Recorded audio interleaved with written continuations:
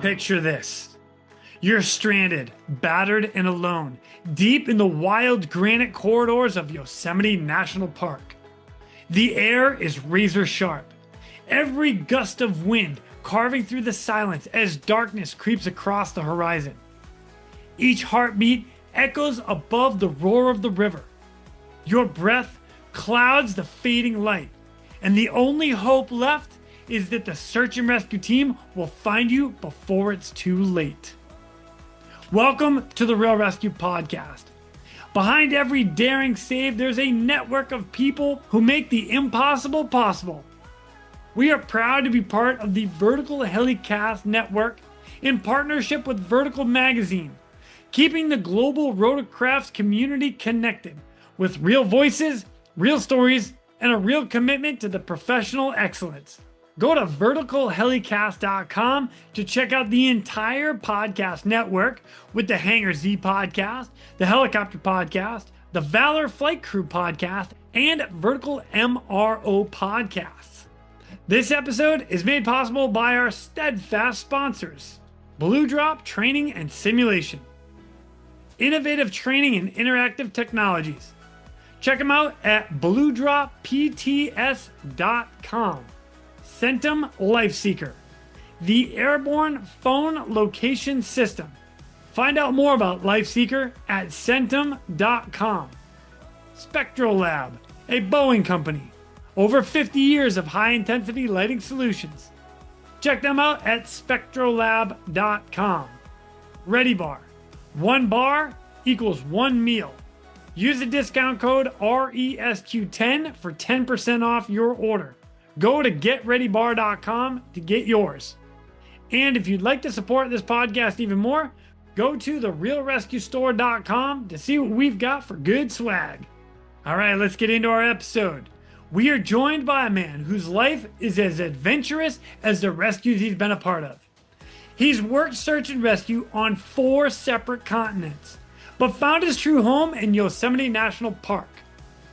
In Yosemite, he kicked off a roadkill study that sparked the legendary, quote, "Splat goes the weasel" talk, and helped launch the park's unforgettable, quote, "Red Bear, Dead Bear" campaign. He once balanced a chair on his chin at a congressional dinner, earning him a celebrity status as the guy with the chair on his face on Capitol Hill. He outran an Olympic biathlete in a 12-mile test, though as he'll tell you, she recovered in under 1 minute back to her regular resting heart rate, while he could barely move for 3 days. Ladies and gentlemen, please welcome to the show, Mr. Moose Mutlow. My name is Jason Quinn. I am United States Coast Guard Rescue Swimmer number 500. These are my rescues and rescues from those of us that put our lives on the line every day so others may live. This is the Real ResQ Podcast.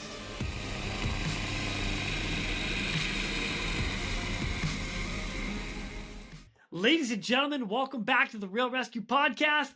I have I'm going to call it a little bit of a unique guest because I've never had anybody from Yosemite National Park and part of their search and rescue team out there. So this is a little learning for me. I've been through that park. I absolutely love it out there. But ladies and gentlemen, Mr. Moose Mutlow, what's up, brother Moose? How are you? I'm good. Thanks for having me on. I'm looking forward to our chat. Yeah, me too. Thank you so much. And you are a lead trainer for the search and rescue team out there in Yosemite. And you're also an author who's written 2 books, which are these right here. It's called Searching, Finding Purpose, Laughter, and Distraction Through Search and Rescue. All right. And then the other one is When Accidents Happen. Both written by you, had something to do with all of your search and rescue since you've been in it for so long. Because you've been in search and rescue for what, over 20 years now, yeah? Yeah, I've been on Yosemite Search and Rescue for 23 years. And before that, I was working in and around county squads, whether it was out in North Carolina or down in Texas, down on the Rio Grande.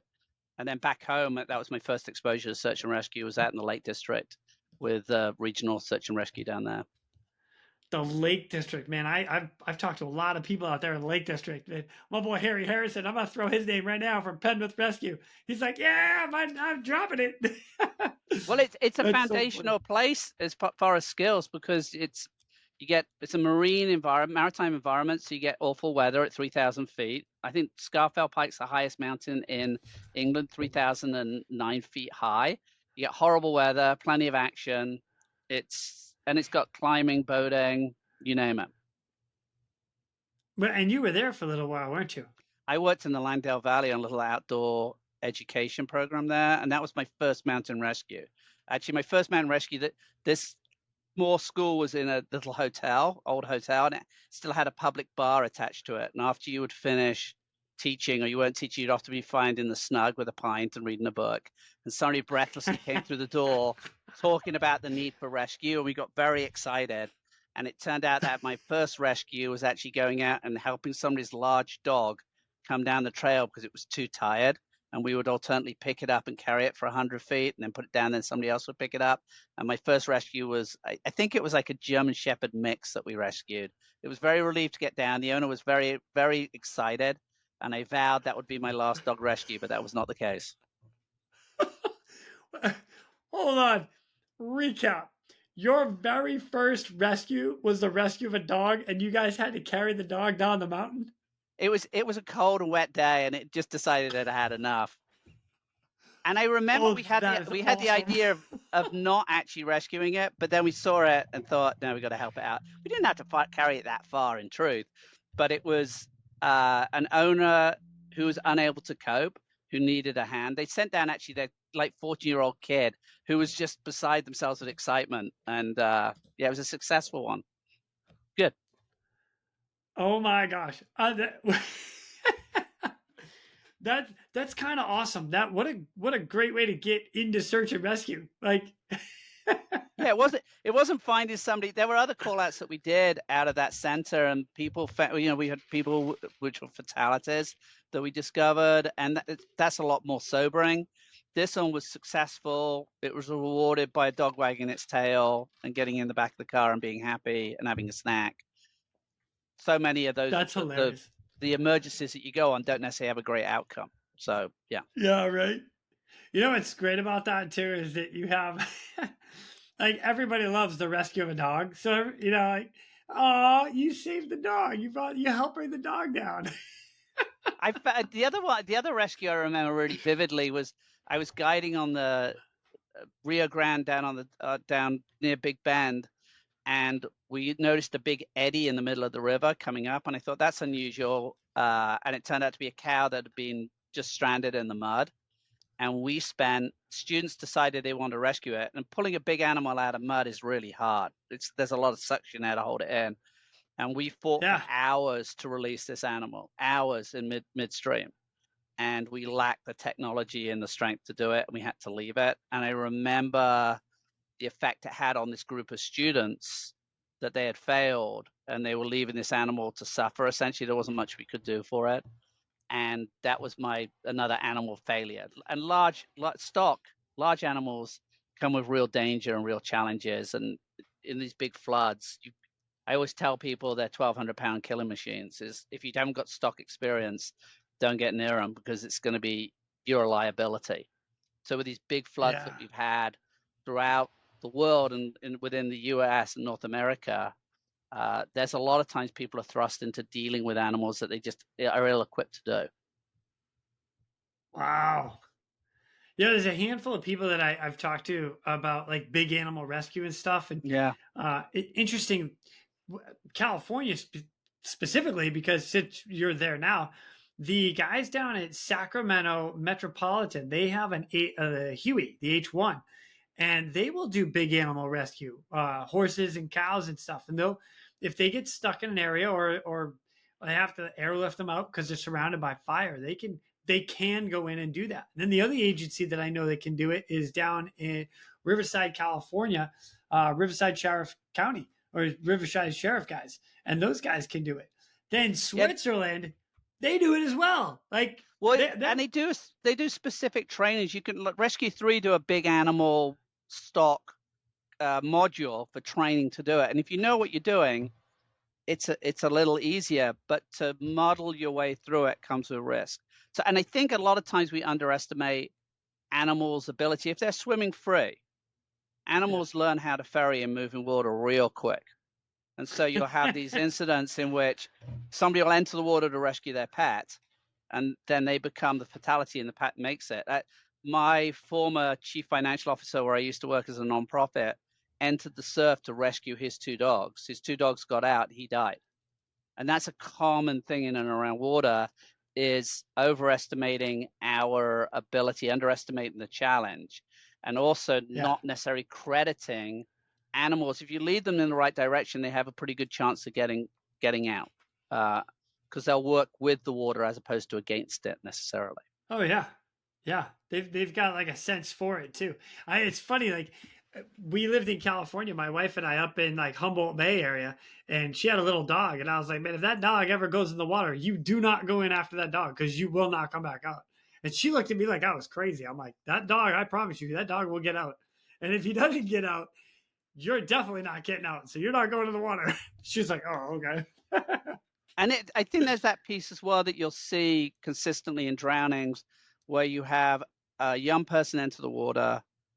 People enter the water without water skills because they're driven to save this kid. They're driven to save their child. And then somehow the child miraculously is a bit more buoyant if they aren't like head heavy and little and inverting. And the parent is the one that passes away. Yeah. It's always, it's that point, that mission point where we look at it and the emotion takes over, and that's what drives you in the water, as opposed to a clear decision, and thereby lead to tactics and a strategy in order to complete the mission and have both of you get out. It's right. That critical thinking in mission, it hasn't necessarily been fine-tuned. You're going on instinct, whereas that could be powerful as a drive. It isn't necessarily sustainable. Right. Yeah. No, you and I are on the same page. We're taking from the same playbook on that one for sure. So same advice I give to most people, especially in and around the ocean, up in like the Northwest Pacific, because it's gnarly up there. But Moose, I gotta ask. We've gone kind of far into this, but how the heck did you get into search and rescue? Like, what drew you in? Or let's even go further than that. What's a little background about you? You're from England. Where in England? And then how Birmingham. did you get in search and rescue? So I'm a Midlander, so as far away as you can get from the water in Britain, 70 odd miles. And as a child, we would go to the seaside a lot, to an area called Aberdiffe, which had a lifeboat station. We would fish off the lifeboat dock, and you would see the lifeboat, and the lifeboats are tied up in the mythology of Britain and the power of the Royal National Lifeboat Institute. RNLI is the most amazing thing. It's a group of volunteers that are always on call to head out on the lifeboats and respond. And they have a very specific place in our culture. And I was always struck by that heroism and that idea of trying to help others. So that was a theme throughout my life. And so when I became an outdoor guide, you're basically an accident waiting to happen anyway, or you're around accidents that are waiting to happen because you're in the outdoors. So you naturally end up in this position where you have basic medical skills, you have technical skills, and you have some degree of command presence. So it was always there. And then as I got deeper into national parks, where it's formalized in search and rescue, I got pulled in because of specific skills, particularly in water, and became a responder, a technician, an instant command, and then nationally started training people. So it was an organic approach because of being in the outdoors and then exposure to accidents. And then the thing that underpinned all of it was, at one point I was a wilderness EMT, but I've always been a wilderness first responder. So having that very basic first aid made you useful within a wilderness context. Perfect, man. That's great. Are you so you're still an EMT or just a first responder? I dropped my EMT. When I stopped ski patrolling, I got out of it, and I just told my woofer, and I've had a wilderness first responder since 1989. When they go around the room and they say, how many resets have you done? And I start putting, I'm the last person, I'm 60, put my hand up with a number, and they're like, you need to do the full course. And I'm aware of that, but I actually teach wilderness medicine as well. So I keep my hand in. Oh, that's fantastic. Yeah, that's great. I super smart. You were a ski patroller too? That did not. I didn't see that I one. I I didn't see did ski that in the patrol. list of like things that you've done. So when national parks kicked off in the United States, they were trying to figure out ways to diversify the business, and they had a winter business, and there were a handful of resorts that were built in the national parks. There was one built in Rocky Mountain National Park. That one's gone. That was in Estes Park. There's a rope tow in Olympic National Park up on Hurricane Ridge, and the last surviving resort is Badger Pass in Yosemite. It's a 7.5 minute lift ride, and you can get down the slope in less than a minute.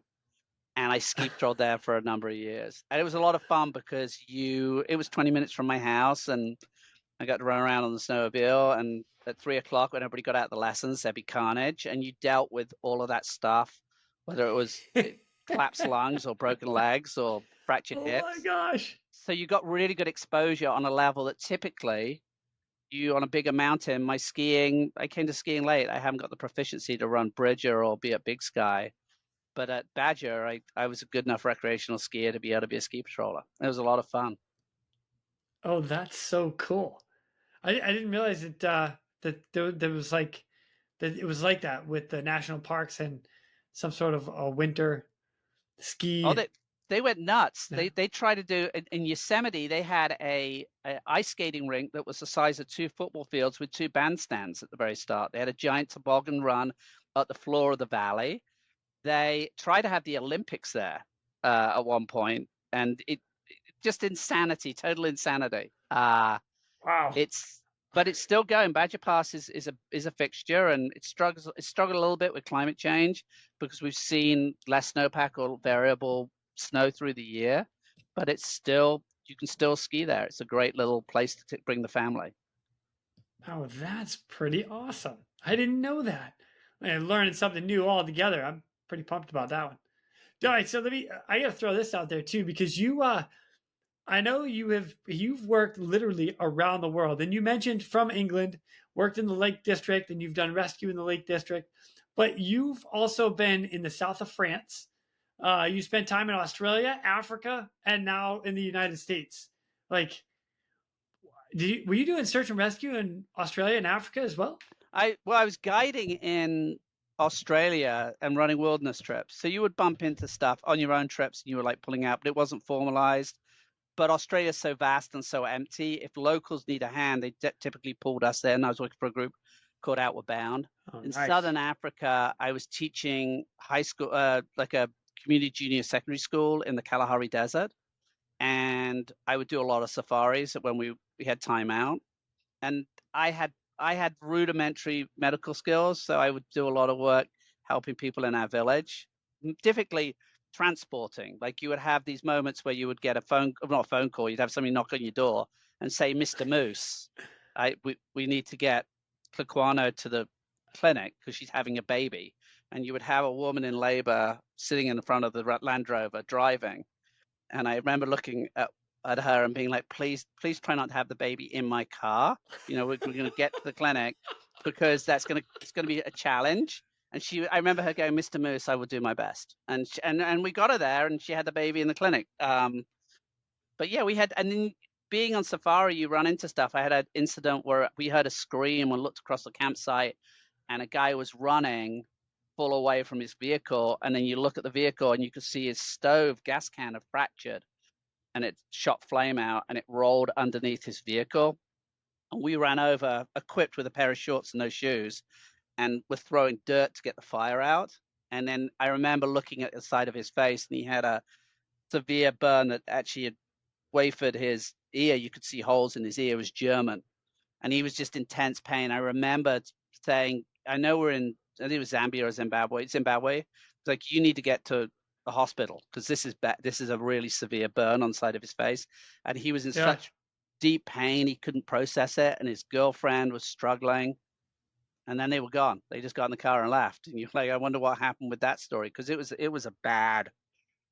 lucky he had a bad ear, this sort of burn, which would probably get infected, but they could have blown their vehicle up in the campground, which would have been bad too. Oh my gosh. Jeez, oh man, you have seen some stuff. My goodness. I have a friend who's Maasai, who up in Kenya, Tanzania, and I was looking one day at we'd done something, and I looked at his leg one day, and he has an enormous scar that runs through the back of his calf, enormous. And I was like, "Hey, how'd you get that?" And he looked at it, and you could see him thinking about how he did it. And this is a man who's killed a lion with a stick, basically. Like he's an amazing person.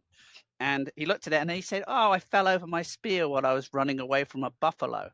And I thought of all the people I know who comes up with a story that, of course, it's true. And it was just matter of factly said. And you realize this world that we live in, how closeted I am, even exposed to all of these things, how so many other people deal with these very real challenges every day, and they don't think anything about it. You know, it's their level of comfort, their window of adaptability is so much higher than mine. Oh my gosh. What? Man, this is exactly why I do this podcast. Like the stories that come out of people and what we see is just mind-boggling to me. We're going to divert real quick to thank our sponsors. Centum, the creator of LifeSeeker. When every second counts in search and rescue, LifeSeeker turns mobile phones into beacons, guiding teams with precision, even in remote areas. With a proven track record and hundreds of successful missions, it boosts success rates and saves lives. Learn more at Centum.com. Oh well, yeah, and we're exposed to these moments. Quite often, the most terrifying, worst moment of a person's life, and we see it consistently, and it plays out like this fantastic reality show because it is real. And it's unscripted and it's unstaged and it's so much more interesting than so much what's in media. And then you try to capture it in writing or story or whatever, but you can't really do justice to it because what that person experienced is 10 times the panic, 10 times the fear, 10 times, however much their story, their myth of what they experienced is so profound, and what they will not forget it necessarily. They have come that close. There was a mission we had on the top end of the park, which a phone call came in about someone saying, "Hey, I'm ledged out." And it was, I want to say there were 3 or 4 rescues running at the same time. And he was essentially put on hold. They were like, "Well, are you stable?" And he was like, "Yeah." And they said, "We'll give you a call back." And then we ran the rest of the incidents.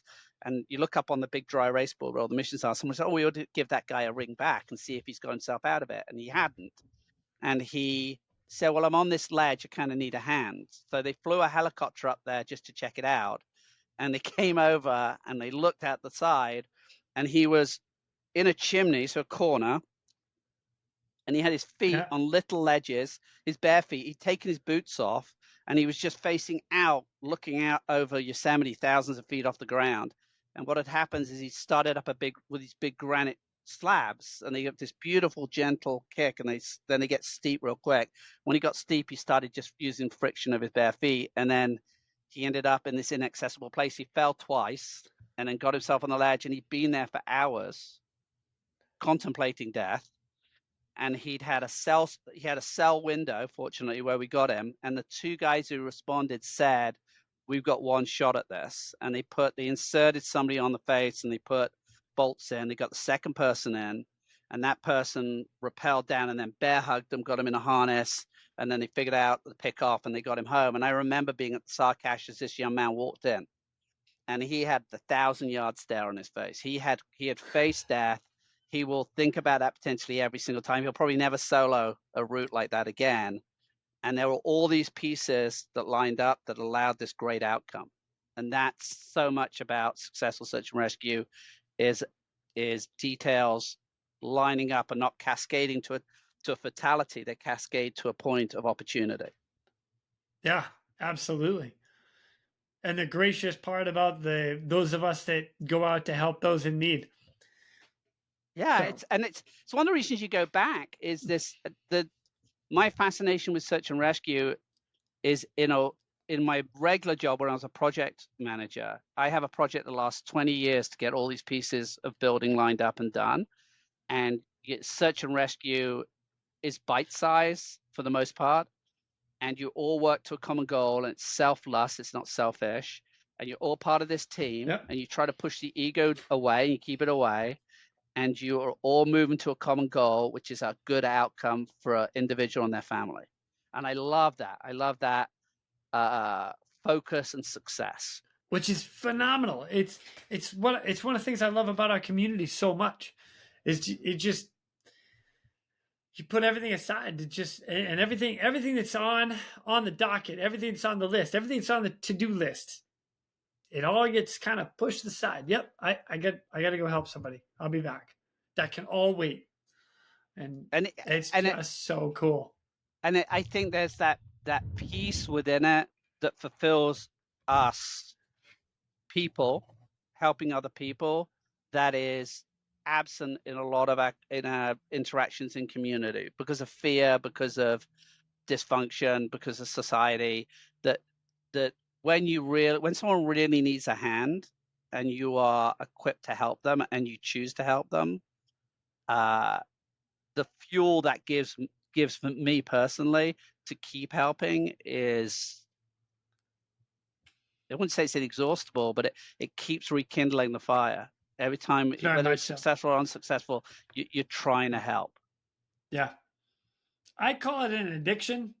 Well, it's the it's just a release of dopamine. It's like it's the adrenaline. I see the intensity that you have around the crews have around, and so people who do helicopter or winchman or any of the people who are doing rescue swimming, there's a mindset. You see it, you go, okay, that's not me, right? This is me, but there's a place in this organism for us all to mesh and work in and around it. And I like the idea of search and rescue. Quite often people think about, oh, I have to be performing at this level. And actually, if you're really good at doing maps and you're fantastic at doing GPS and GIS, that's a really good skill that we need. That's vital. Or if you're really good at making sure everybody goes out with all the victuals they need and all the equipment, that is really important. No single role is more important than the other. Yeah, very much so. Very much so. Man, you're right on point with all of it. It's cool because I mean I've been doing this a long time, and it's one of the things I love about not only just doing this podcast, but the whole community itself. It's just cool. So, Moose, even with all the other rescue stuff that we talk about, one of the things that we don't really talk about here too much is the times that you might have to self-rescue. And conveniently enough, you have an interesting story about self-rescue, don't you? I like the idea. Often it's really important when we're responding to give people the benefit of the doubt over their decision making that put them in that position. We don't need to be judgmental. We just need to respond. And we had a call out for an individual from a friend that she had failed to return from a winter hike. And we had a bit of a storm coming in, and she was out. And she was older and had some underlying health challenges. She'd come through cancer treatment. And the area she went into is pretty well traveled, but it was getting late. And we went out, put up a good perimeter, ran some snowmobiles to figure out if we get people a bit deeper in. And we hadn't been able to find her. We didn't find any sign. We went out again the next morning. I've been working with the family, talking about the plan and what we were going to do. And one of the teams went out and they bumped into her on the trail. And she was walking her way out. And what she had done that night is she realized that she didn't know where she was. So she spent the last hour or so of sunlight, which in the winter, it's getting there at 4 and 5 o'clock, building a shelter inside a burnt out tree stump. So she insulated herself.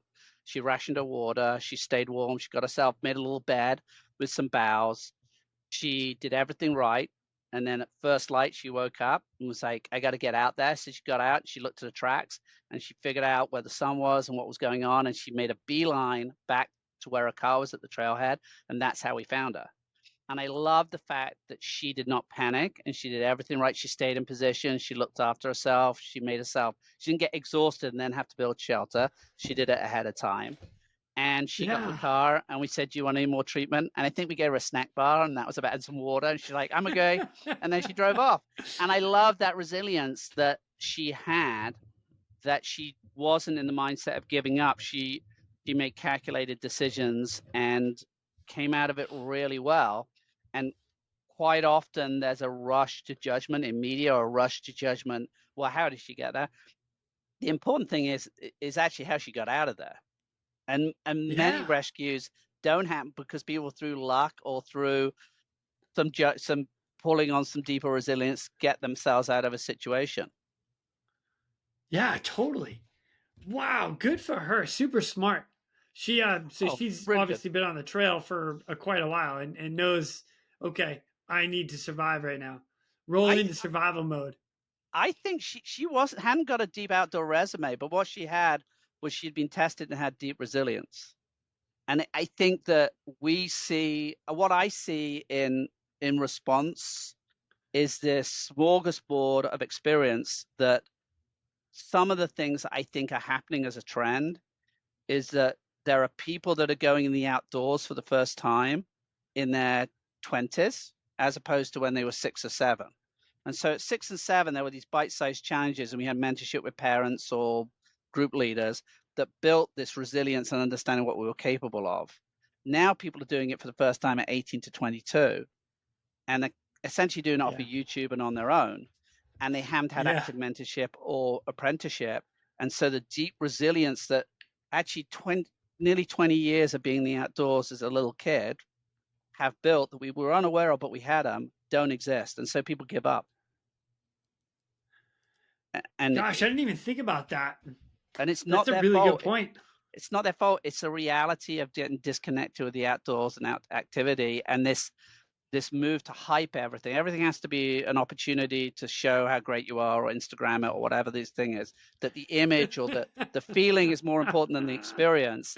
And I actually, if I had my way, I would tell not to get rid of their phone, but to turn it off and turn it on when you need it. And maybe take less pictures of you in it and more things they're more interested in the view. And then the focus of the experience becomes different because you're not central to it. You're with everything focused on you. You're a part of this thing, and that when you're part of it, I think you have a bit more responsibility to look after yourself. Yeah, something else I never even thought of is, you're right, because there are so many in this generation, the younger generation that is, they're on their phone so much. Heck, you know what? I'm guilty of it too. So I won't even throw that. I am guilty of it as well. When I go out, I'm taking videos and pictures of everything. I just went hiking this past summer and it was amazing. And I've got a ton of video and a ton of pictures from it. But for me personally, I can embrace the environment that I'm in because I grew up in that.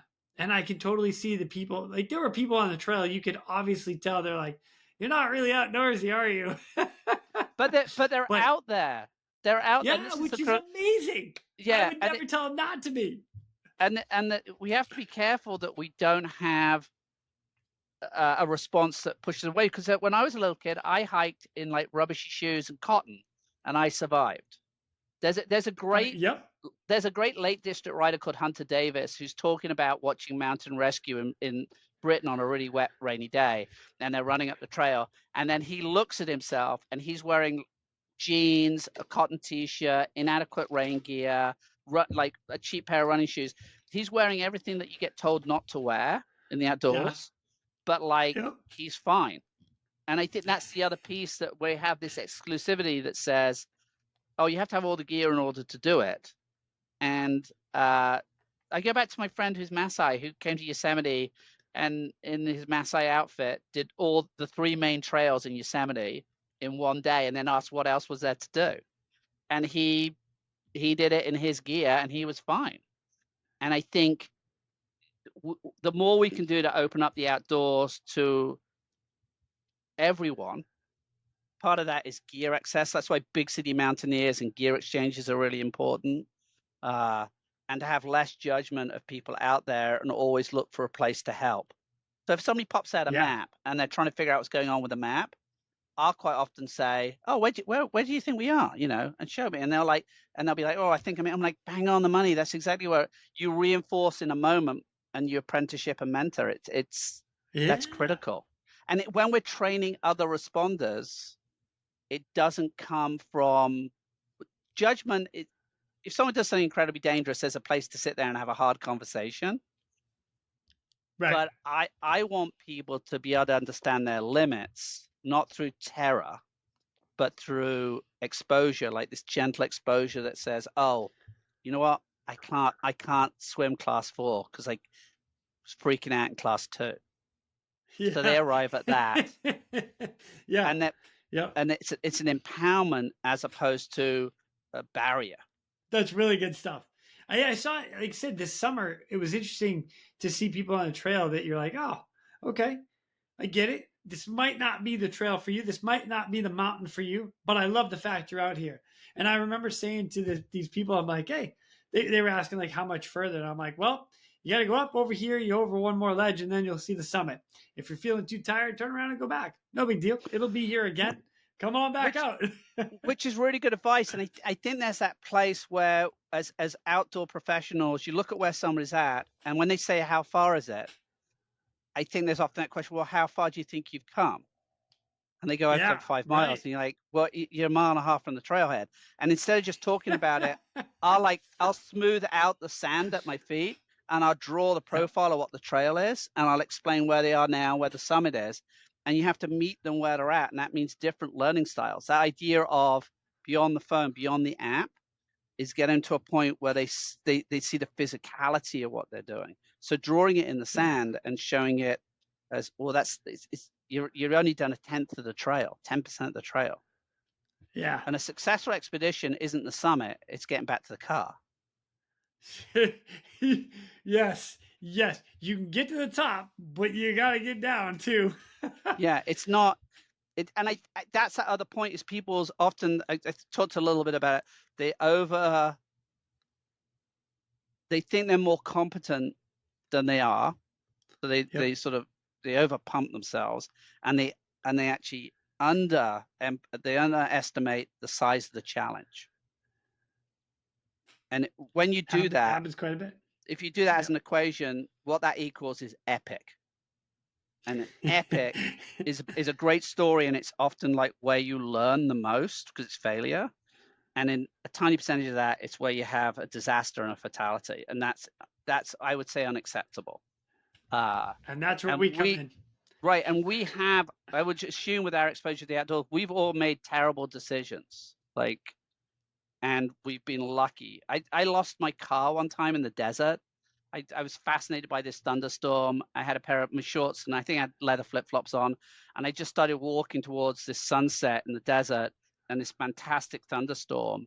And when you're in Southern Africa, when the sun sets, boom, it sets, and it gets dark real quick. There's no ambient light. It's just the celestial light. And the thunderstorm started coming over me, and I turned around and I realized A, I had no light with me, and B, I had no idea where my car was. And so I could see my school, I think like 10 or 15 kilometers away, lit up, and the generator would go off at 10 o'clock. And I knew that I had to make a decision whether I was going to walk through the acacia scrub, through lion and leopard country, back to school and leave my car and come and get it later, or I was going to stay and look for it. And I spent time, as the lightning flashed, I'd look in a specific direction. I'd try and see the outline of my Land Rover, which is kind of blocky. And after 3 or 4 attempts, finally I saw this square edge in the desert, and I was like, "Yeah, it's my car." And I ran over there and got it going and drove home. And then the next day I went out vowing not to lose the Land Rover, and I kept looking over my shoulder, and I got distracted by some bees coming up, and it was fantastic. And I immediately lost my car again. But fortunately, it was before sundown, so I could actually look at my tracks, and I tracked back. But that could have been such a more exciting story, or it could have been a disaster because I got taken by a big cat. Who knows? Yeah, could have gone either way. I'm glad it ended in a positive note on both sides. Yeah. And the great thing about Land Rover in Africa is when it breaks down, any Land Rover person driving by you stops because you've probably got a part or the expertise between you to fix it. So you would, if you stopped somewhere, you probably had a pretty good chance of being picked up. And I was driving in northern Botswana, and we saw a Land Rover broken down by the side of the road, and we stopped, and it was some locals trying to get to Maun, and which is 70 or 80 kilometers. And I said, well, I'll tow you, because we figured out we couldn't pick the car. They'd actually had their kid in the front of the engine compartment. There's a hand pump on the older Land Rovers, and he was trying to pump the engine as they drove along while he was sitting inside the engine compartment. And we decided that wasn't a good idea. And I didn't have rope at that time, but what we did have was baling twine, a lot of baling, and we made a rope of baling twine. And then we towed him and his family back to Maun, and two things happened. One, there was a herd of goats that went across the road, and I slammed the brakes on, and there was this great moment where he overtook us, like, because he had to swerve around. He didn't know what was happening, and this car was just freewheeling. I remember they sort of came level with us and then went back. The baling twine broke at one point, and I didn't realize. I was driving, I was like, right, this thing's pulling really well. And it's because we dropped him 2 or 3 kilometers before. We had to go back and remake the rope. And then when you come into Maun, you actually come down into this river, and you come over the top, and it's a single lane bridge. And we came over the top, we'd never been there before, and realized we had to commit because he was right behind us. And we just blasted across the bridge and got him into Maun. And that's one of my, if I look at one of the great regrets of my life, is that man said, will you come and have dinner with my family? And we were very fixed on doing something else. We were going to go to a crocodile farm and camp, which was its own terrifying night that we had. And I should have gone with this guy because it would be this really rich cultural experience. And I was focused on having a burger and looking at crocodiles. And I said no. And so we sort of left him in Maun to figure himself out. Or we might have got him home. But it's a total epics. These little adventures that say next time bring a rope, next time always say yes to cross-cultural experience. And crocodiles aren't necessary. Crocodiles will be there tomorrow, So yeah. Yes. Wow, what a story. Holy cow, Moose. You have done some stuff. This is so cool. We're going to divert real quick to thank our sponsors. Blue Drop Training and Simulation. Blue Drop Training and Simulation for equipping your team with essential training solutions, including highly interactive courseware and advanced VR, MR simulation training tools. Explore more of Blue Drop's training solutions at bluedropts.com. I gotta bring one up that you and I were talking about earlier. You have like a rescue that went on for months, as in plural, as in multiple. What? We had a multiple fatality off a feature in Yosemite in which we made a recovery within hours, 12 hours. I think we had one of the people we found. Then we spent from the middle of the summer until December searching the river corridor for clues about where the other people had gone, and it resolved in mid-December.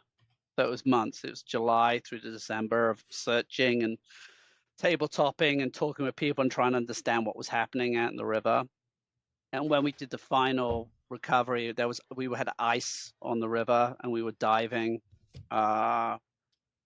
free-diving into locations to see what we could see. I remember the ice cream headaches and climbing frozen waterfalls by freezing ourselves and then peeling ourselves off to go up. And we found the final person. And that had that extended mystery where you've got a family that's going to want not resolution or closure. I think it's presumptive to say closure to a family simply because you found someone. You've ended a chapter, and they're going to keep writing the book. And for us, it's that chapter's finished. We're going to think about it, but it's not going to be a center point of our life. And we brought them all home. So those long, that's incredible. And those long cycles, which is Karen Boss writes about ambiguous loss, the idea without having a body or this clear idea about what has happened to somebody. People have a very hard time having the signs to allow them to progress, to move. I'm going to say move on, but it's actually this progression of acceptance and understanding. And I think as a rescuer, the more we understand ambiguous loss, vicarious trauma, all of these terms, the healthier we can be and have a longer career, because we're looking after our mental health by understanding what we've been exposed to as trauma and then understand how to manage when we're around families and team members that have been affected by this traumatic loss or this unresolved mystery. That I am blown away at how long that you guys took to do that, and all the training hours that you took to. And I'm gonna say, and I use the word training hours because at one point, and this was the same as us when we were in the Coast Guard, is there comes a point where there's survivability is absolutely zero. There's no survivability. So at that point, you're going in to do, hey, let's start looking to try to find it, and we'll make it a training event as well. So, well, we have limited continuous, which is this idea you aren't necessarily putting large amounts of resources out there, but as a regular patrol, people are saying, I'm going to look at this viewpoint, I'm going to scent at this point, I'm going to document how to good look on this stretch. So you've started to look around, and sometimes for us, it's about weather and seasonality. We have this thing called frazzle ice, which is essentially pack ice. And we have these high flows in the spring, typically, where somewhere like Yosemite Falls, we have these very specific conditions that the frazzle will rise up 4 feet and it will just come demolishing out on the trail and through the woods. And experience has told us if there is a body that is associated with Yosemite Falls, it's not a bad idea to check where the frazzle flows are, because it might have lifted above a body part, a bone or part of the flash, and deposited it outside of what you would do as a traditional search area. And we found sign of someone, a clue based on frazzle. So it's and the exposure that Yosemite has is thousands and thousands of people. And if you do a good information post, then people perhaps will have photographs of that time, or they'll have a recollection, or they might see something and go, that looks out the ordinary. Yeah. Huh. Wow. And yeah, I think it needs to be mentioned that Yosemite National Park in America is one of the top 10 parks in all of the U.S. Yeah. I've been there myself. It is gorgeous, but the amount of people that go through there a year is ridiculous. Like if you're not reserving a campsite or a campground like a year in advance, you're not getting it. No way. Right, and a majority of people are front country. A majority of people within a kilometer of the trailhead. They're not going deep into the wilderness. Just over 94% of Yosemite is wilderness, so you need an additional permit to go out there with carry loads that are decided to reduce impact on other users and preserve the environment. And then you have other parks that have super high, like Yellowstone. If you look at Yellowstone visitation and look at the arteries of where people are driving, because it's predominantly people drive and they're viewing wildlife, or they're getting out looking at the hot water features. It's a very concentrated, predictable model.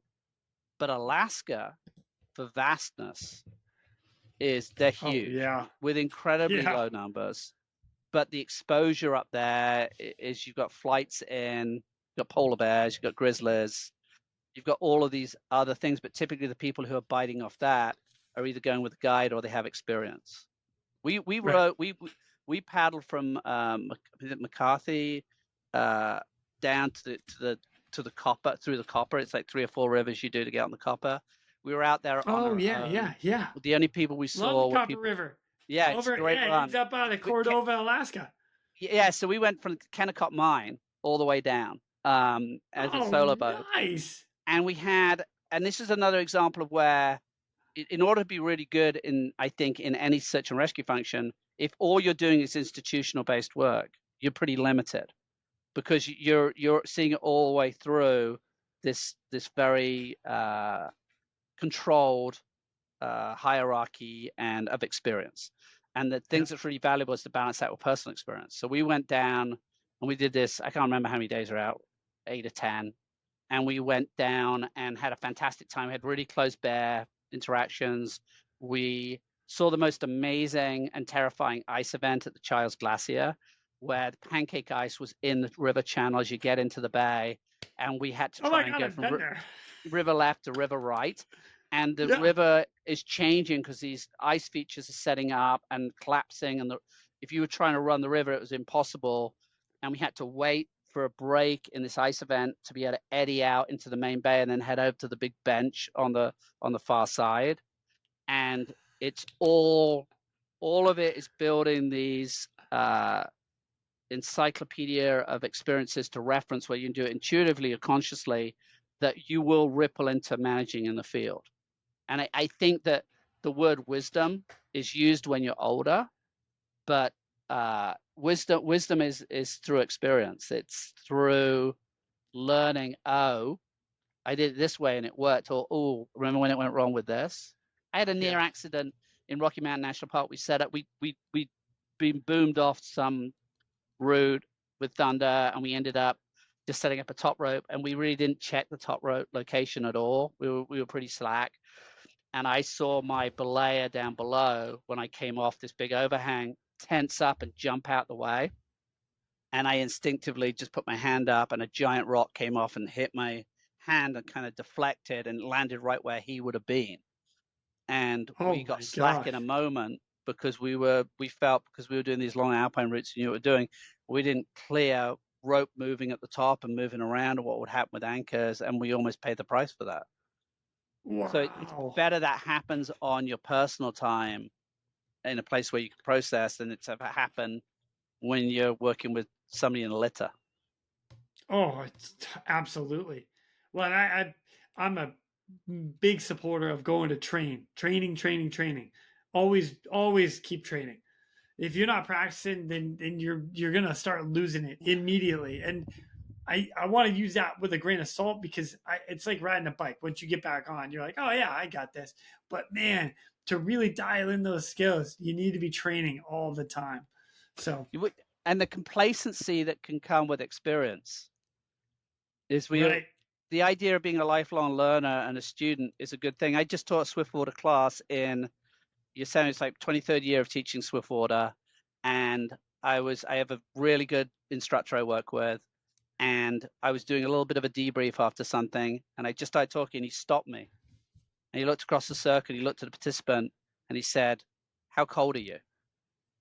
And they went, I can't concentrate on anything right now. And he said, okay, let's just stop. Let's have a snap break, water up. If you need to get out the wetsuit, warm up, do it.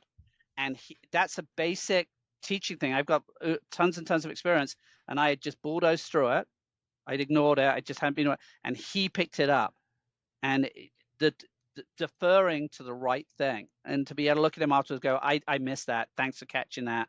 Let's stay on that. So for me that's complacency on my part. That's total complacency. I'm glad you got to see it. It's a debrief on yourself, like a self-reflection. That's great. Right, and to be accurate on it, it's like the reason I worked with Zach in Swiftwater is 3 or 4 years ago, I just was not performing in the water like I used to perform. I'm 60 this year. Happy birthday. Thank you very much. I can teach, I can structure a course, but Zach is a really good demonstrator, and he has got a really good risk management, and he's got good understanding of the material. He's my probe. Like if I want somebody to say, this is how you swim really well in moving water, this is how to be comfortable, you put him in the water. And it's sort of I miss it a little bit, like being able to get the eddies like I used to, but it's the factor of getting older and rounder, and right. I don't. And students deserve the best, and so you have to be honest with yourself. Yeah, absolutely. I'm not quite there yet. Okay, Moose, I'm not giving it up yet. No, you don't have to. I think there's a case to be honest, and so I can't run litters on the trail like I did 25 years ago. I can't keep up with people like I used to 25 years ago, but I'm really good at instant command because one of the roles I do is family liaison officer, so I have really good technical background. I can walk up to a family with a lot of technical knowledge and the interpersonal skills to help them as the instant commander's representative face what the challenge that we're dealing with in a way that's empathetic and compassionate and objective. So you just transition in the role. You're still involved. Yeah. You just, yeah. Well, and your wisdom and knowledge and everything that you've been through, you can give some great instruction. Be like, hey, I've seen this before. This is what happened when I did it. this works, this doesn't work. And you can go ahead and this is the way we're going to navigate this.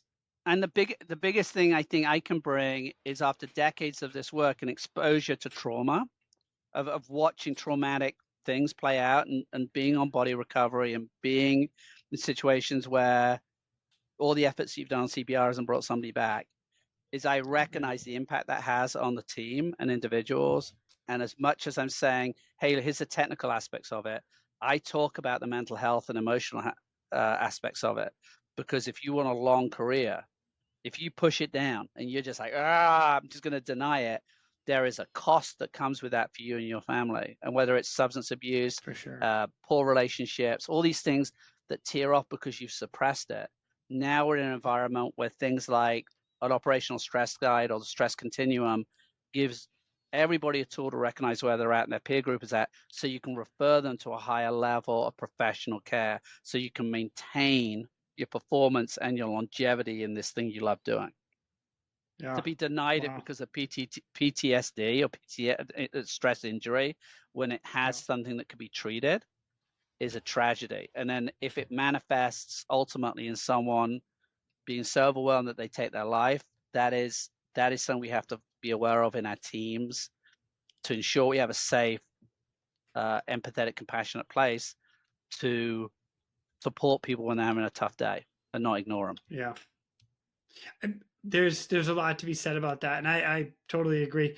And it's one of the things that we talk about on this podcast quite a bit, is the mental health that you have to be in, and you have to continue to do this job, because we do see some gnarly stuff. And if you haven't seen it yet, it's because it hasn't happened yet.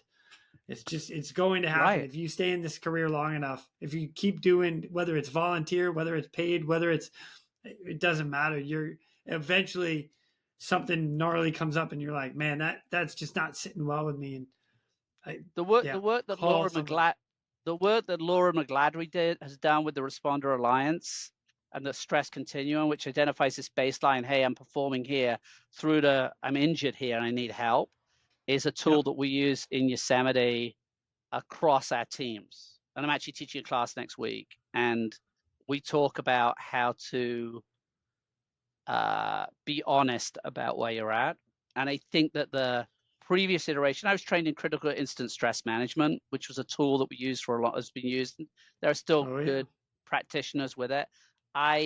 Subsequently, in reading around it, I have found the stress continuum a lot more useful for me and the teams that I work with, because it isn't a one hit, we've all chatted about it, we feel better, let's move on.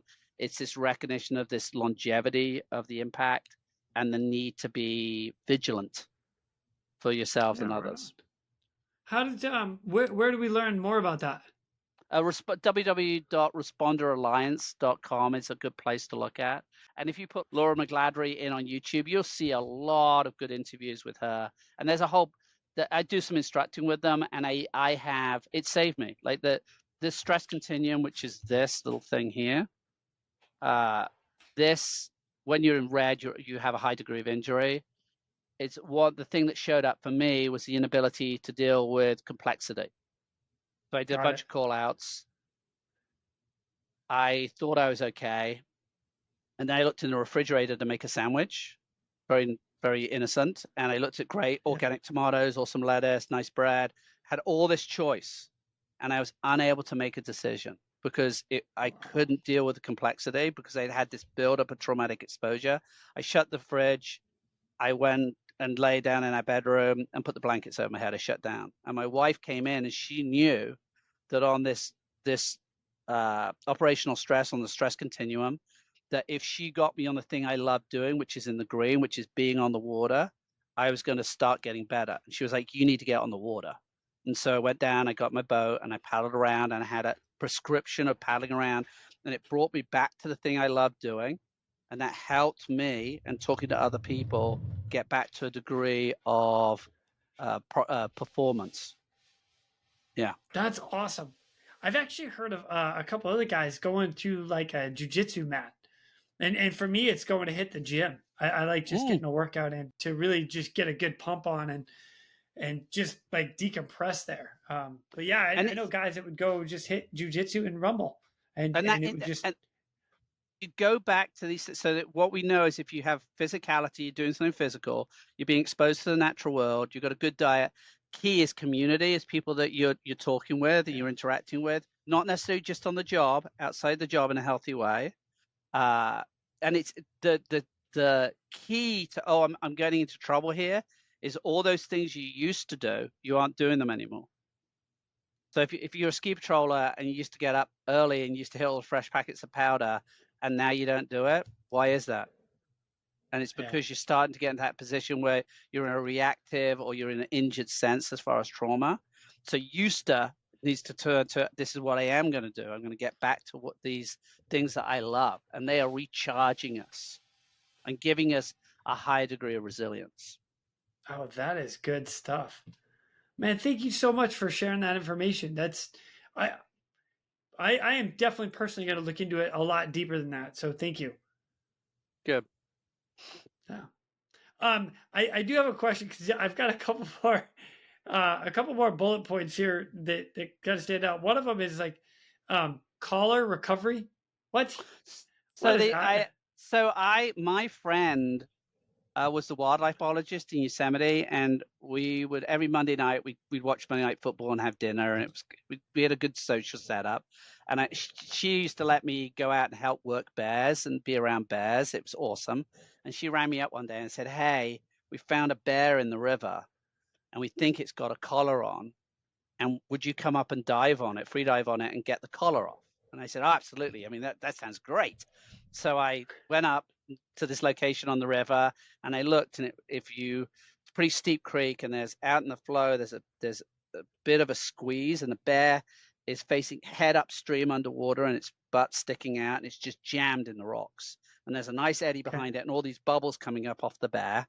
And I said, "Oh, I'll jump in and I'll do a little assessment, and I'll see if I can get the collar." And my idea was I was going to go up underneath the bear, free diving, and I'd figure out where this like got a bolt on it, and you turn the collar, and I could get up above the water and probably be able to undo it. So I got in, I put my wetsuit on. My friend was up on the bank watching me, and I get in, and all these bubbles are coming off, and I get in the water, and I spit my mask and get it all clean. I put my mask on and get me all set up, and I look, and I realized that actually what I thought were bubbles coming off the back end of the bear was actually bear fat. So the bear is decomposing, and I am covered from head to foot in bear grease. Like, it's stuck on my wetsuit, little globules. It's in my face, it's in my mouth, it's all over. And I stand up, and I'm just covered in bear grease. And I say, "This mission is off." Because the idea of swimming up through the bear grease to look up to see if and I just remember my friend's just her grin on her face of this horror that we had discovered. Yeah. So I don't ever know if we knew if there was a collar on there, but that mission failed. Oh my gosh, Moose! What the heck? But I had another bear thing, which is a good example of the parks. Is I have a habit of just saying yes to everything. Anytime somebody goes, "Oh, can you help me?" or "Can you do this?" I would say yes. And so I got a call as an EMT, "Can you come up?" And we had this tragedy where a bear had been habituated to food, and we had to euthanize the bear, and they needed somebody to go up there and take the vitals. And when you're actually doing the injection, you're recording what's happening with the drugs. And so it's a 528-pound bear. It's a big bear. And I'm listening to it basically die as the potassium chloride hits the heart, and it goes into arrhythmia. And when it dies, I'm right there on its chest, and the agonal respirations happen, and then it just gets the rigor kicks in, and it hugged me to its chest as its last act. Very profound experience, because bears are just amazing.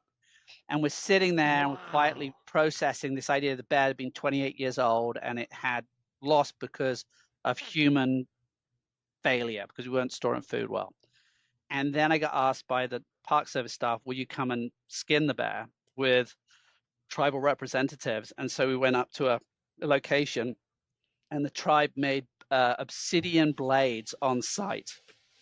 And we skinned a bear, a 528-pound bear, with obsidian blades, two of us, with a third person just working on the paws. We skinned this enormous bear over like 4.5 hours. and my fingers are all cut up, and they would resharpen, then they put the edge back on, and it was just this amazing. And then we had a ceremony with the bear, and it was that. It sort of encapsulates working in parks, this exposure to all these different things when you say yes. And that's why there's such an important place, because people can have the myriad of experiences, whether they're working with a park or not. They have these experiences that last a lifetime. That's why parks are America's best idea. Man, that's incredible. What an experience to be a part of that. My wife is listening to this right now, and she's like, absolutely not. But I'm all in. Wow. But saying yes. I had a funny experience where the chief ranger said to me, have you got a shirt? And I said, yes. He said, well, bring it with you because something might be going down. And I got a phone call, and he said, it's going down. I'll pick you up. And I was like, what's going down? And he was like, we're going to go and have dinner with the Secretary of the Interior. That's saying yes. So you're sitting there at a private table talking with the people who make the decisions. And oh my gosh, that's so cool. I think there's this pieces where when we get to that point, I'm not saying it always works out, but you end up in these nutty situations. I was in a bar in Wyoming and kind of got chatting to someone we were playing pool with, and he said he was a former fighter pilot. And he said, oh, I run the iron foundry in Lander, Wyoming. Do you want to come and look at Kevin Costner's buffaloes? And I was like, yeah, of course I do. And I got up very early the next morning, a little bit hungover, and we went to his foundry, and we were standing there. He was making these giant sculptures after Dances with Wolves for Kevin Costner. And you're walking around the foundry with this man talking about these amazing pieces of art. It's been an amazing ride, all because you say yes to stuff. That's living life to its fullest right there. Well done, Moose. It's pretty good. Goodness. That's awesome. I had a really nutty experience in Southern Africa. When I was 18, I ended up working on a river for a very short contract in the summer for somebody that we knew through the family. And one night somebody said, oh, I got attacked by a leopard, one of the people who worked on the fish farm. And I was sent out with a dog, a flashlight, and a gun to go figure out what to do with leopard. I'd read books about Africa, right? I'd seen like all the documentaries, and I was out there, and the terror I had at this moment of going down the river, and the flashlight wasn't a very good headlight, and every shadow looked like a leopard. And so I'm out there, and I'm just going to scare it if I see it. I'm not going to shoot it. And I remember getting to this bridge, and the dog wouldn't go over the bridge. I was kicking it to make it go. And the dog was like, I do not want to go over the bridge, which you listen to. And I beat the dog back to the house. I ran like hell. I was like, that's too scary. It's too much. Listen to the dog. The dog's probably making a smart decision right there. Yeah, it's all of that. And America, when I arrived in America, I stayed because the things I could do here, I couldn't do anywhere else in the world. So I had this sort of American experience where if rather than having the piece of paper, I said, oh, I think I can do that. And somebody goes, oh, give it a go. And it kind of, I benefited from the 80s and 90s from that approach in a way that not necessarily is the same in other places in the world. And as a result, there are these sort of experiences of, I remember racing a toboggan 2.5 miles down a roadway down to the interstate outside of Bozeman, Montana at night, lit by a chase car behind us and hitting nearly 30 miles an hour on a rail sled. I mean, there's what I call magnificent shenanigans, like fun with purpose has been a consistent part of my life. Oh, Moose, I'm coming to hang out with you. You and I are hanging out together for an extended amount of time. I assure you of that. I'm older and slower, so just a heads up. But that's okay. I'll be like Zach.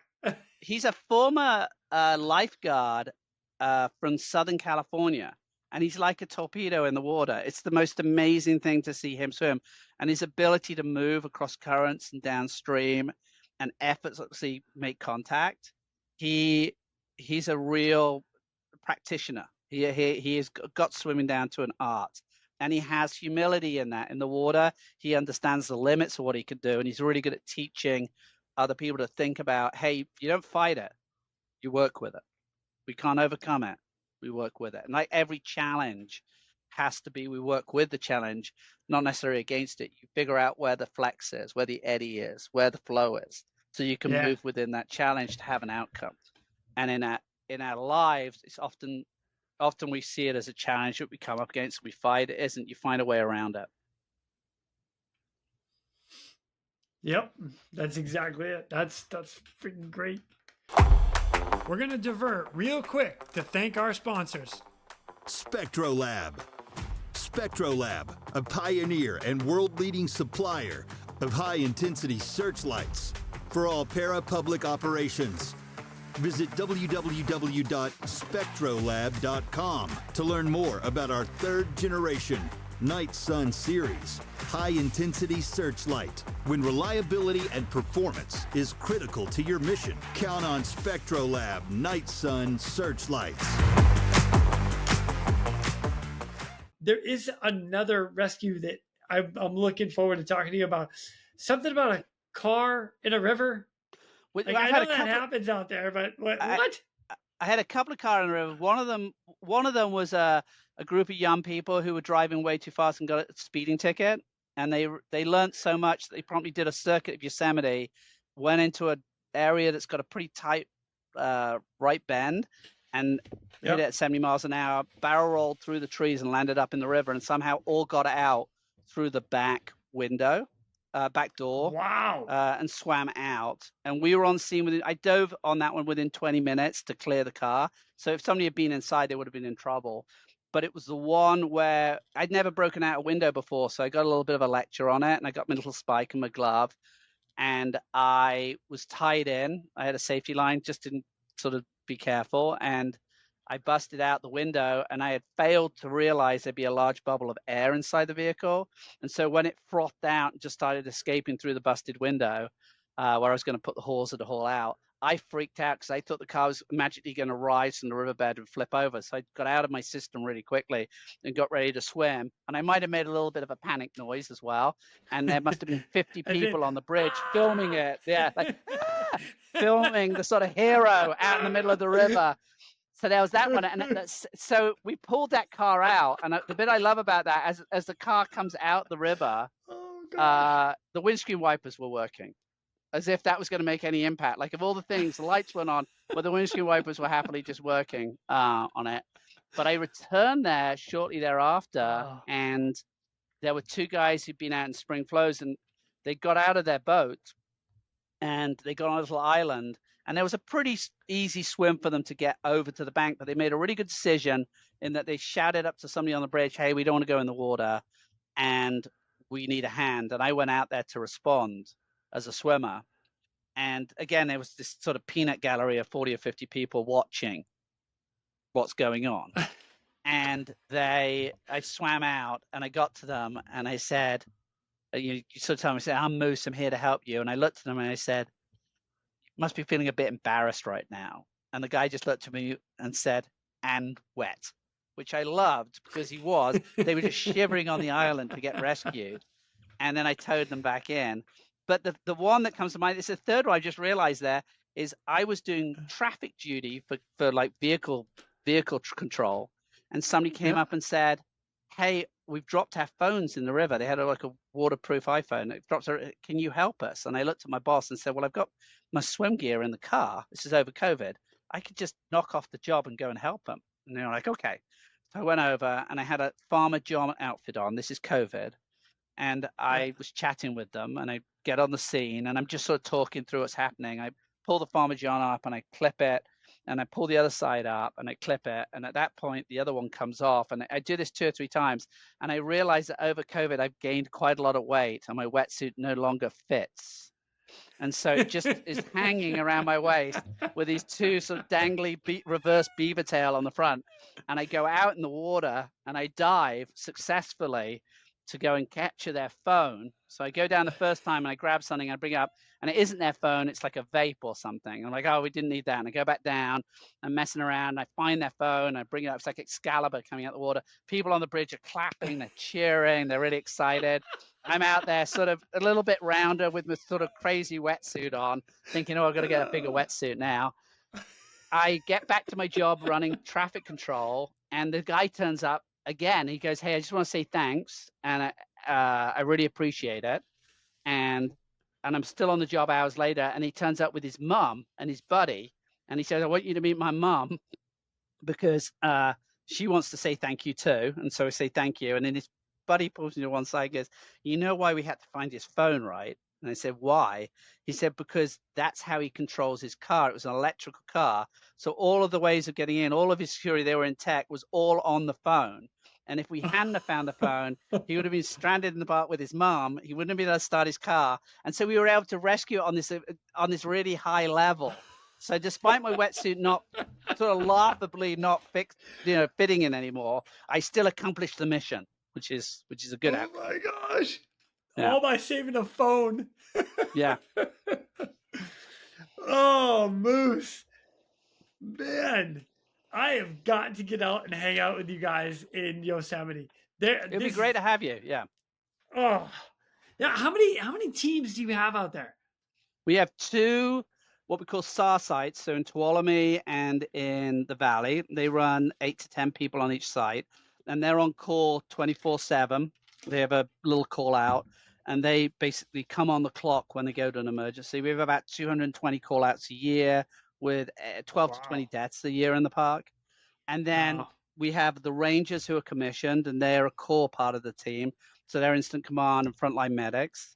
And then you have people like me who work with the nonprofits or community who get called in for very specific pieces. So I get called in for a swift water piece, maybe a recovery, or do a consult. Okay. And then I get called in for family liaison lead, which is that interface with the family in the event of a search or a fatality. Okay.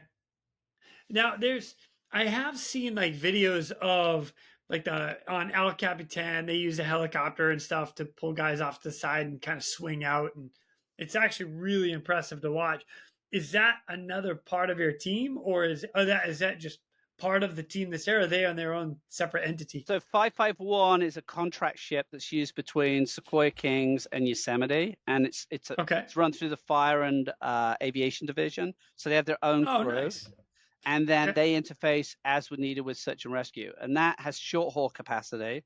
So that's what you're seeing a lot, is that them coming in, swinging people in, and then coming off. If we have to do a more technical extraction, then we have winch capability through CHP. And the Coast Guard down at Lemoore will also use. And then the ships, typically the CHP and Coast Guard and military. Lemoore should be more Navy. That would be the Navy. Yes, Navy. Sorry, you're right. It's not Coast Guard. Navy. And then they have nighttime flying. 551 does not have.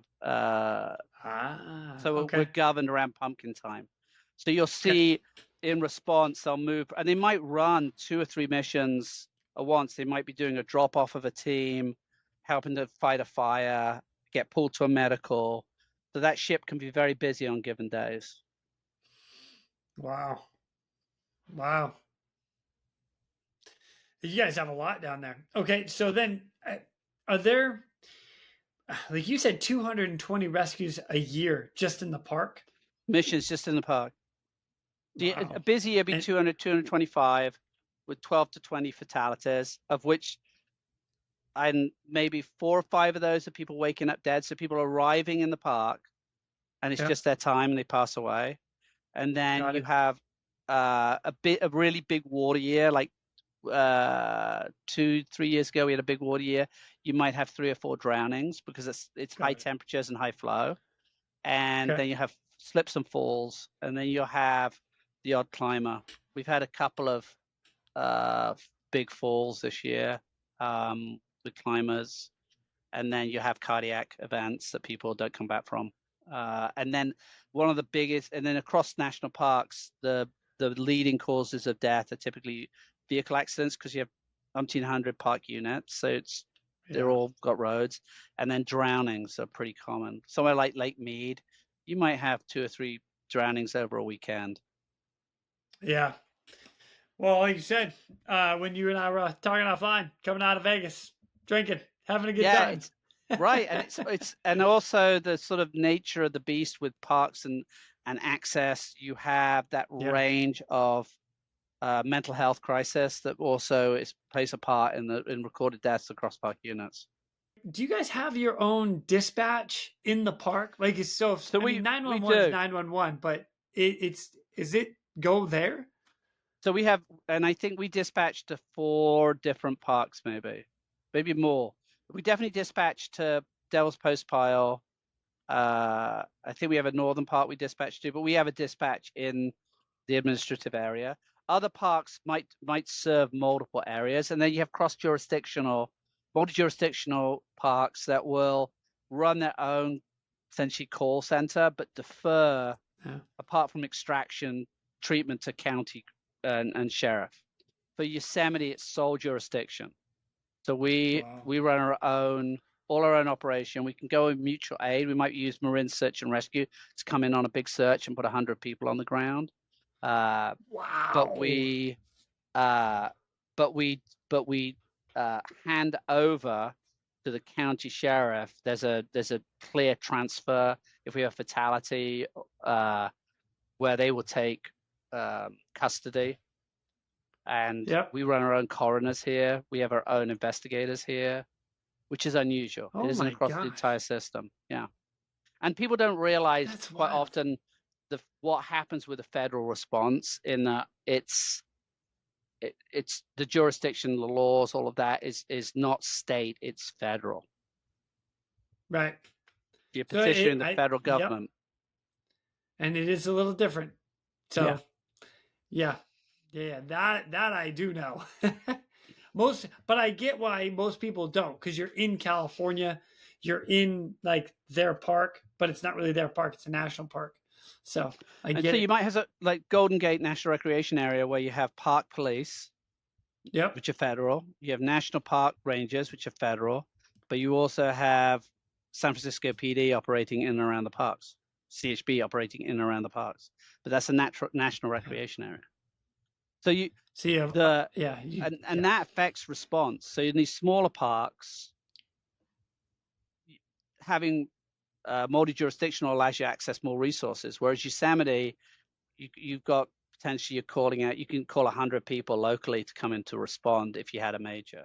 We had a three school buses rear-ended each other. So you have 150 people. We ran out of backboards, and it's the only time I've ever had a call out where they've said everybody with a current EMT to report to the Sarkash, and we were just turning up and getting in emergency vehicles and driving because we had full triage. There's this amazing moment where you're triaging everybody, you're putting the tags on people, and kids at some point decided, you know what, I want to be dead, and so they sort of changed their triage tag themselves. And it was getting out of control because they were kids. And there was this amazing moment where this ranger stepped forward she had profound command presence. And she made it very clear to every kid there that they were to stop doing that. And you've never seen silence suddenly hit so effectively. And mid-tear, people were stopping what they were doing. And she did it with just the way she looked, the way her tone of her voice, her delivery. It was uncompromising and clear that this would desist from as a behavior, and it was not to proceed, and it stopped. I was very impressed. Heck yeah! Man, I remember in the roadway we had tarps out and lit, and we had so many people on backboards that I could hear calls going, where else have we got backboards? We had 2 LZs up running. We had ambulances just lined up, and as ever, you go through it. Everybody gets pulled out. People have sore necks and a little uncomfortable, but it wasn't anything major. But the response required it to be major. It was a 4 MCI. Holy smoke! Woo! Game on. I loved it because you were driving fast with lights and sirens. It was awesome because I was driving. I was like, run the lights and sirens. I got to keep my hands on the wheel. And it contrasted delightfully with the previous call out, which was a car rollover.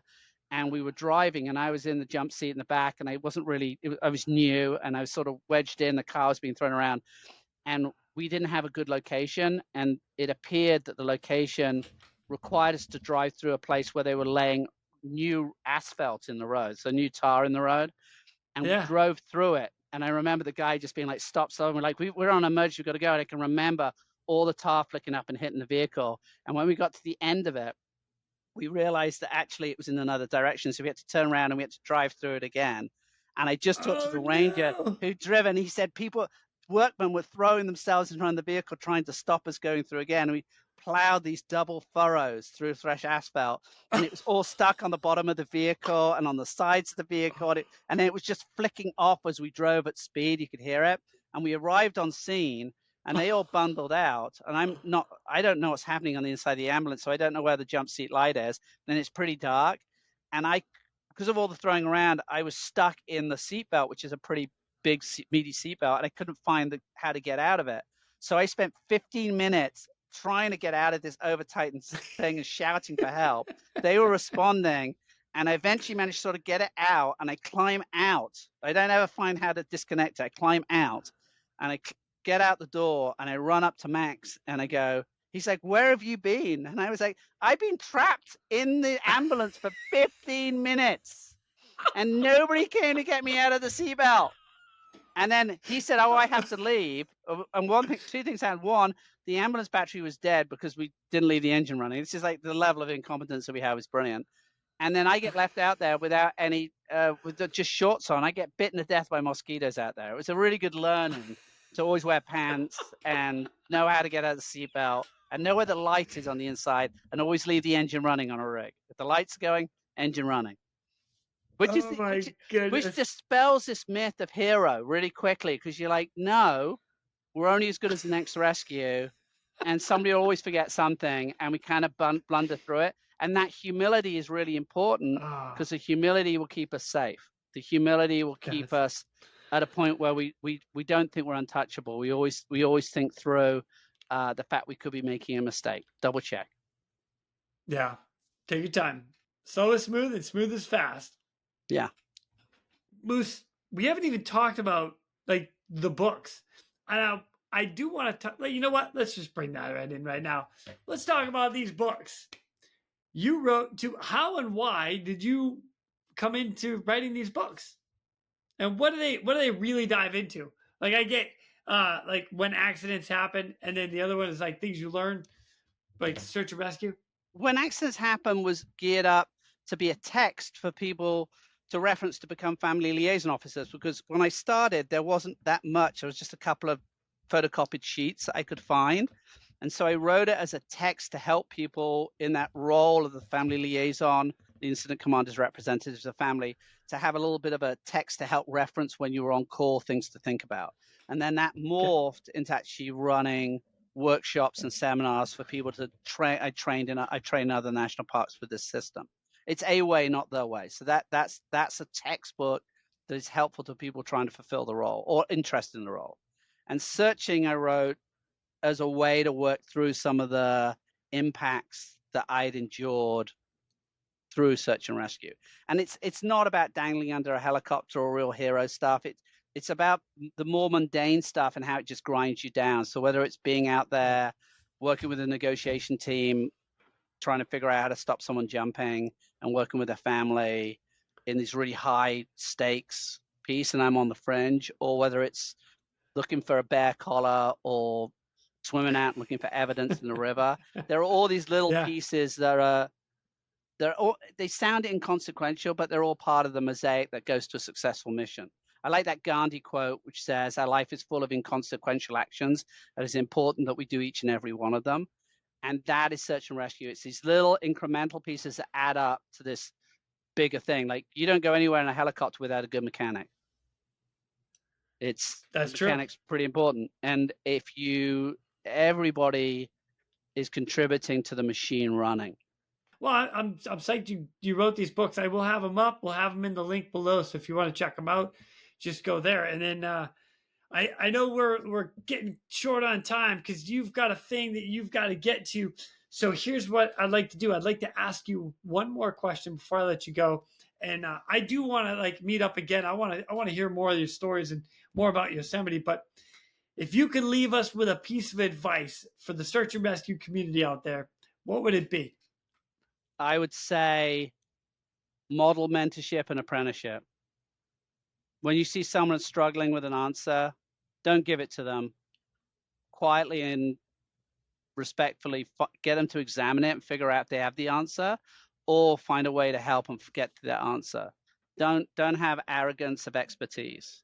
Be humble as a teacher and spread the knowledge. And I think that the rediscovery of an apprenticeship mentorship ethic is critical across society. It's not just within our rescue world, but in the rescue world, is when you have experience, it is easy to tell a story and or tell somebody to do something. Actually, it's a better thing, without explaining the background. And you should tell a story, because when you tell a story, you're actually starting to talk through the intuitive things that you are doing. You're articulating them and demonstrating this wisdom that you've got and where it's come from.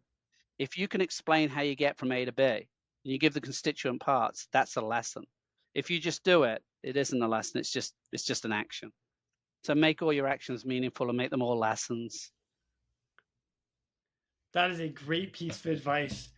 Moose, thank you so much for coming on and joining me today.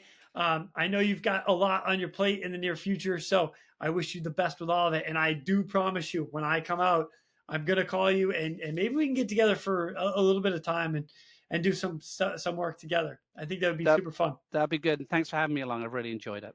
And with that, ladies and gentlemen, we are out of here. Go! Now, it's time for me to pull chocks and take off. But before I go, I'm always looking for the memorable rescues that people have done.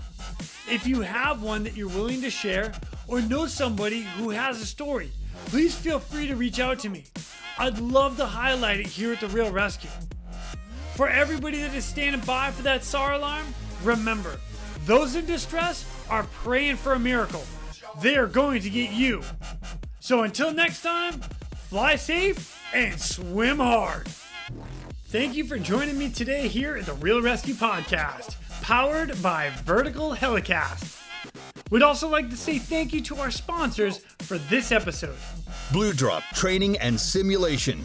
Blue Drop Training and Simulation for equipping your team with essential training solutions, including highly interactive courseware and advanced VR/MR simulation training tools. Explore more of Blue Drop's training solutions at bluedropts.com. Centum, the creator of LifeSeeker. When every second counts in search and rescue, LifeSeeker turns mobile phones into beacons, guiding teams with precision even in remote areas. With a proven track record and hundreds of successful missions, it boosts success rates and saves lives. Learn more at centum.com. SpectroLab. SpectroLab, a pioneer and world-leading supplier of high-intensity searchlights for all para-public operations. Visit www.spectrolab.com to learn more about our third-generation Night Sun series high-intensity searchlight. When reliability and performance is critical to your mission, count on SpectroLab Night Sun searchlights. And Ready Bar, originally made for astronauts, now designed for first responders and built for you. This high-performance meal bar provides complete nutrition without the sugar crash. A must-have for any helmet bag, swimmer bag, or everyday pack. Get yours today at getreadybar.com and use the promo code RESQ10 for 10% off. Ready Bar, zero crash, all fuel.